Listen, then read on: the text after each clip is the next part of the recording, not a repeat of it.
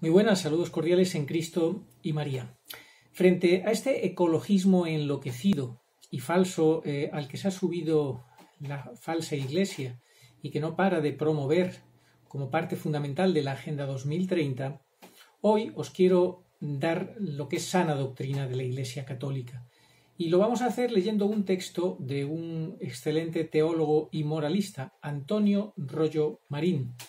En su obra Teología de la Salvación os rescato unos párrafos que hablan de unos temas muy importantes y están relacionados con esto para que veamos la diferencia entre lo natural y lo sobrenatural y dónde tenemos que poner el foco de atención los católicos y no que es justamente lo contrario lo que estamos padeciendo hoy en día, un enfoque en algo que es secundario. Y no solo secundario, sino que nos hace olvidar, opaca las verdades fundamentales de nuestra fe católica y, por tanto, de las cuales depende nuestra salvación. Escuchemos atentamente a este gran teólogo y moralista.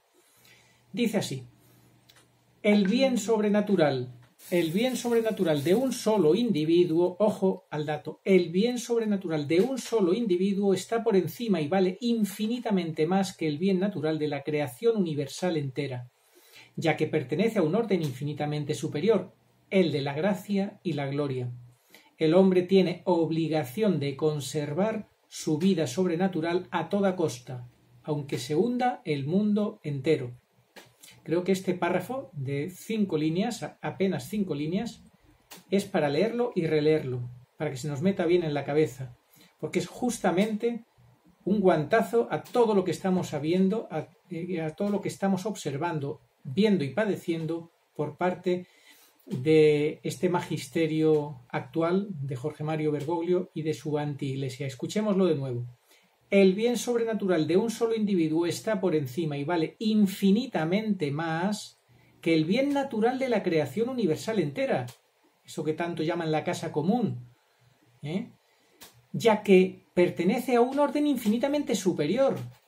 O sea, una sola persona, el bien sobrenatural de una sola persona está por encima de todo el resto de la creación universal, ya que pertenece a un orden infinitamente superior que es el de la gracia y la gloria.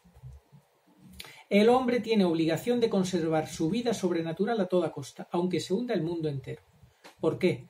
Porque el mundo sobrenatural, el de la gracia y la gloria, es un bien que es eterno, que va a ser para siempre. Ese bien lo podemos perder eternamente o lo podemos conservar y ganar para toda nuestra eternidad, mientras que este mundo es pasajero, cielo y tierra pasarán, mas mi palabra no pasará. Y sigue así. He aquí los principales efectos o consecuencias que causa en el alma un solo pecado mortal voluntariamente cometido. Primero, pérdida de la gracia santificante, de las virtudes infusas y de los dones del Espíritu Santo, que constituyen un tesoro verdaderamente divino, infinitamente superior a todas las riquezas materiales de la creación entera. ¿Nos damos cuenta? O sea que los efectos y las consecuencias que causa en el alma el pecado mortal son gravísimas. La primera de todas, la pérdida de la gracia santificante. Si perdemos la gracia santificante, perdemos la vida divina en nosotros, perdemos las virtudes infusas y perdemos los dones del Espíritu Santo, es decir, el tesoro que Dios nos regala, que es la vida eterna junto a Dios. Nos ponemos en disposición de ir al infierno, o sea, nos separamos de la vida de gracia y de la vida eterna y nos colocamos en riesgo de condenación eterna. Por eso, decía un gran teólogo, un gran sacerdote, además es exorcista, el padre Carlos Spahn, que es fundador también de una orden religiosa.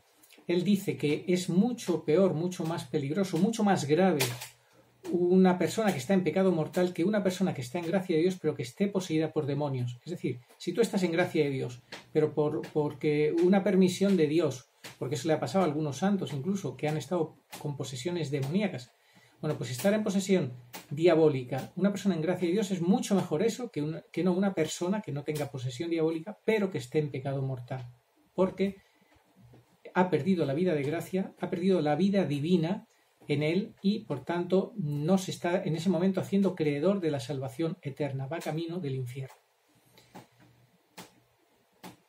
Y dice que esa pérdida de la gracia santificante es infinitamente algo mucho más grave,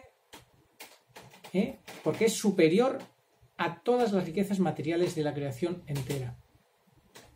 La vida de gracia es infinitamente superior a todas las riquezas materiales de la creación entera. Y hoy en día, ¿qué es lo que vemos? Una obsesión por la creación entera, por la materialidad de la creación entera, por la naturaleza y naturalidad, no por la sobrenaturalidad.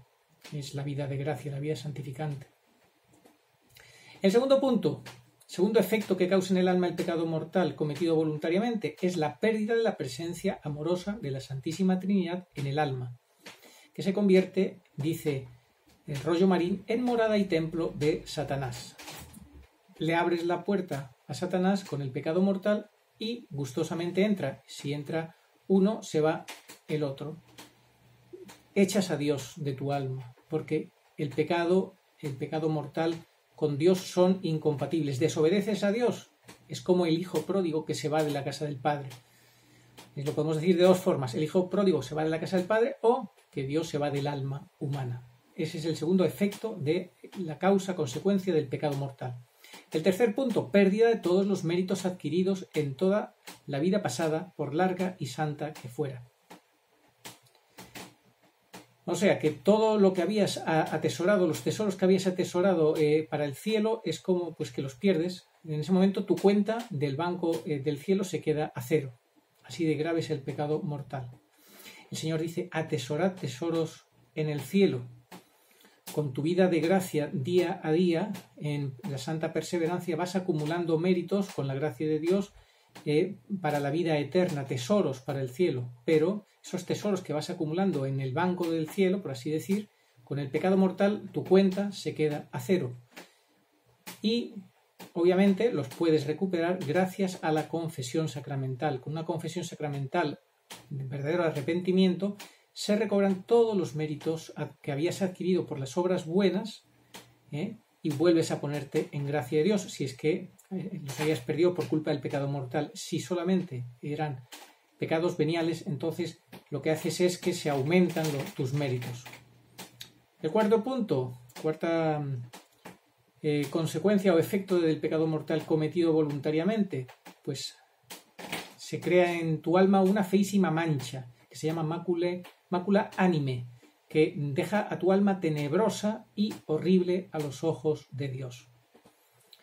El quinto punto, la esclavitud. Fijaos, en este caso, tu alma se queda feísima con esa mancha del pecado mortal, se queda feísima. Esto tenemos testimonios como el de Santa Teresa de Ávila, que el Señor le permitió ver su alma y vio lo mal que olía. Imaginémonos cómo olerán nuestras almas, que no somos santos como Santa Teresa. O escuchemos también lo que le dijo la Santísima Virgen María a unos videntes que le preguntaron que por qué ella era tan bella, y la Virgen contestó, porque amo. Si queréis ser bellos, tenéis que amar. Amar significa vivir en gracia de Dios, porque solamente ama verdaderamente quien está en gracia de Dios. Solamente es Cristo, cuando vive en el alma de la persona, el que nos da la capacidad de amar verdaderamente. El quinto punto, la esclavitud de Satanás, el aumento de las malas inclinaciones, el remordimiento y la inquietud de conciencia. Este es otro efecto que causa el pecado mortal en nosotros. Nos hacemos esclavos de Satanás, ya lo dice la palabra de Dios, que el salario del pecado es la muerte, por tanto nos pone en posición de muertos en vida. Aumenta las malas inclinaciones en nosotros, que cada vez seamos menos conscientes de lo que es pecado, de lo que no es pecado. Nos produce remordimiento e inquietud de conciencia hasta que matamos al ago de la conciencia, pues eso, remordimiento e inquietud de conciencia, aunque siempre Dios nos va a llamar y aunque queramos matar la conciencia, pues vamos a tener esa voz de la conciencia y ese remordimiento. Recordemos que hay un vídeo muy bueno en internet que una pareja de novios da un testimonio que se llama Amor sin remordimiento, y dan testimonio de cómo se debe vivir una auténtica relación de pareja para que no haya remordimiento, para que se conserve y se respete la vida de gracia. Y el sexto punto es reato de pena eterna. Si la muerte sorprende al pecador en ese estado de pecado mortal, se condena para siempre. El pecado mortal es, por tanto, el infierno en potencia. Eso lo enseña el Catecismo de la Iglesia Católica, que la persona que muere en pecado mortal, separada de Jesucristo, va derecha, directa al infierno eterno, y le pasará como le pasó al rico Epulón, que querrá salir de allí, pero ya no podrá salir de allí. Es su elección definitiva para siempre. Por eso, como se ve, el pecado mortal es un derrumbamiento instantáneo de nuestra vida sobrenatural, un verdadero suicidio del alma a la vida de la gracia.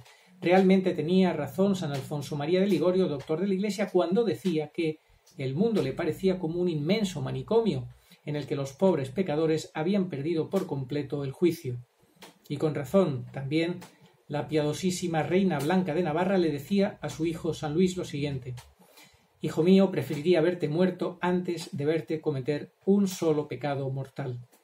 A ella se lo hizo ver el Señor de una manera milagrosa. Dice que si los pecadores lo supiesen, no sería a ninguno posible pecar, aunque se pusiese a mayores trabajos que se pueden pensar por huir de las ocasiones. Si fuéramos realmente conscientes de lo que significa, de la gravedad del pecado mortal, huiríamos de las ocasiones de pecar, lucharíamos denodadamente contra el pecado mortal, nos lo tomaríamos en serio. Para eso vino Jesucristo, el Cordero de Dios, a quitar el pecado del mundo. El pecado grave, el pecado mortal es nuestro gran enemigo. Hoy en día, los medios de comunicación, el espíritu del mundo te vende el pecado mortal como si fuera amor, como si fuera algo apetecible, algo bueno, algo inocuo, no solo bueno, sino también inocuo, que tienes derecho a escoger, derecho a elegir, derecho a vivir, que te hace sentirte orgulloso si lo vives. Es el pecado. Es así de triste la realidad, es así tal cual, y la palabra de Dios y la doctrina auténtica de la Iglesia Católica te enseña a prevenirte, a huir de él, porque sus consecuencias son tan perniciosas como las que hemos comentado. No son ninguna broma. Oh María, sin pecado concebida, rogad por nosotros que recurrimos a vos. Amén.